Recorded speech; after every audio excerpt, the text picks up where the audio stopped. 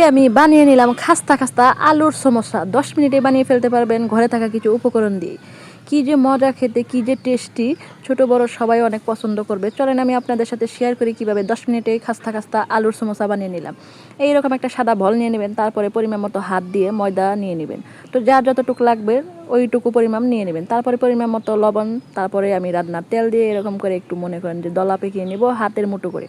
যখন দেখবেন দলা পেকে গেছে তখন মনে করবেন যে না, এটা সুন্দর একটা ডো হবে।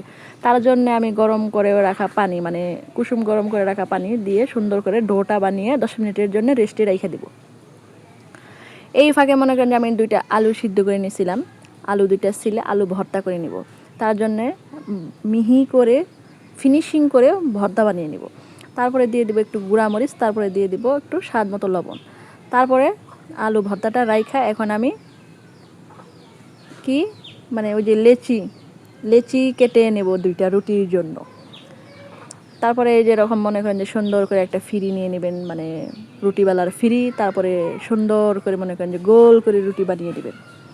যারা পাকা রাঁধুনি, যারা পাকা সংসারী, তারা খুব সুন্দর গোল করে রুটি বানাতে পারে। আমি আগে পারতাম না, এখন মোটামুটি পারি। অলরেডি একটা রুটি আমার বানানো হয়ে গেছে, তারপরে দ্বিতীয় রুটিটা আমি বানিয়ে নিলাম। তারপরে আলু ভর্তাটা এরকম করে সুন্দর করে পুরাটা রুটির মধ্যে দিয়ে দিব। তারপরে আগের রুটিটা উপরে এরকম একটা ছাপ্পা মেরে দিব। তারপরে সুন্দর করে এরকম চাকু দিয়ে কাইটা নিব। গাইস দেখেন গুছাইয়া গেছে, কিছু মনে করবেন না। খেতে কিন্তু অনেক মজা হয়েছে, আপনারা বাসায় ট্রাই করবেন। আমি ভুলে রুটিটা রাইখা আমি একটু বাহিরে কাজে গেছিলাম, এই ফাঁকে আইসা ফ্যানের বাতাসে দেখি না আঠালো হয়ে গেছে। তো যাই হোক গাছ, সমস্যা নাই। এই যে তারপরে একটা ডিম ফেটাই নেব। তারপরে মনে করেন যে উল্টাইয়া পাল্টাইয়া এখন আমি গরম করে রাখা তেলের মধ্যে সেট করে ছাইড়া দিব। যারা যারা আমার ফুল ভিডিও দেখছেন, ইভেন দেখবেন, তারা সবাই আমার ইউটিউব চ্যানেলটা সাবস্ক্রাইব করে পাশে থাকবেন আমার নতুন নতুন রান্নার রেসিপি পাওয়ার জন্য।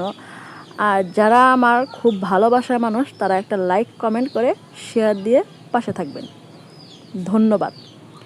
তো যাই হোক, একে একে আমি সবগুলা আলুর সমোসা ভাইজা নিব। খেতে কিন্তু দারুণ হয়েছে, অনেক মজা হয়েছে, অনেক টেস্টি হয়েছে। আপনারা চাইলে ডিম ফেটানোটা দিতে পারবেন, না চাইলে স্কিপ করতে পারবেন।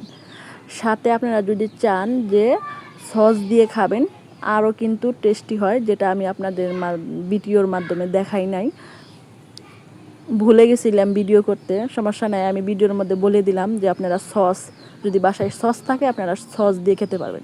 ছোট বড় সবাই কিন্তু এটা অনেক পছন্দ করবে। যাই হোক, একে একে আমার সমোসাগুলা ভাজা শেষ।